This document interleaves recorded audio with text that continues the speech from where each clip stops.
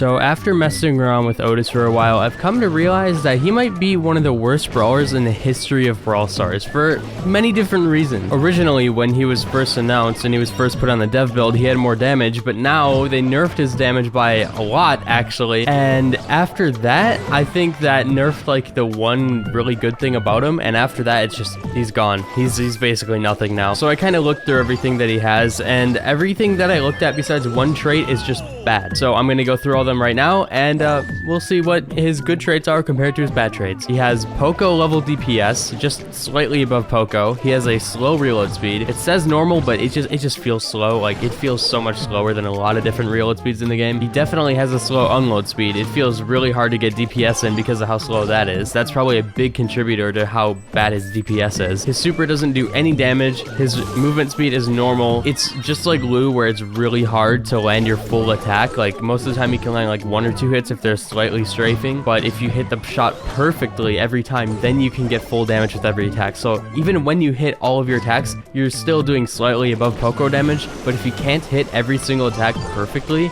you're probably going to do less damage than Poco. And to top it all off, we have 2 more. It takes over 3 full shots to get his super, which his super on its own is really situational. Even though it is good, it's just really situational, and he has like medium health. So all of these things combined, it just spells out a really bad brawler, I think. He does have one good trait though. His only good trait is that he counters close range if he has a super already. If he doesn't, he's dead.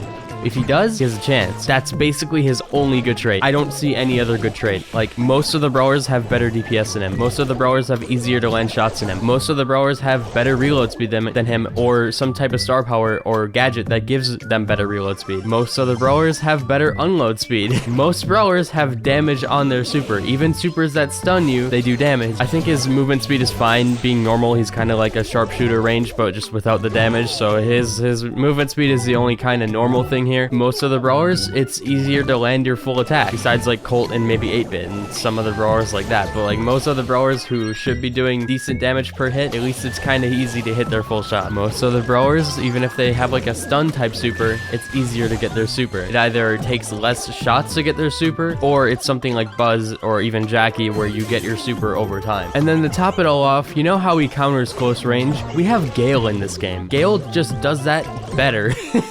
Gale counters close range all of the time, while Otis can only do it while he has a super. So if you're picking up the pattern that I'm dropping here, Otis is probably the worst brawler we've ever had added in this game, and he probably needs some big buffs. So if this is somehow super incorrect, which I would be really shocked if it is, wow, because he feels so weak when I started playing him. It's even hard to fight bots as him. Like, I've, fought bots as every other brawler in this game, and it was super easy as like anybody else. But it seems like when I see any type of bot in this game as Otis, I can barely hurt them because I'm just tickling them with my maxed out damage. Even getting a box with a cube takes like 4 hits or more. It's great. What would I buff about him? I don't really know yet. One thing, what would I buff about him? First things first, give him his old damage back. He felt pretty good when he had his original damage, and maybe us talking about how his damage seemed really good was a reason why it got nerfed, which is understandable. Like, we thought his damage was actually pretty good, and maybe it could have stayed like slightly nerfed, but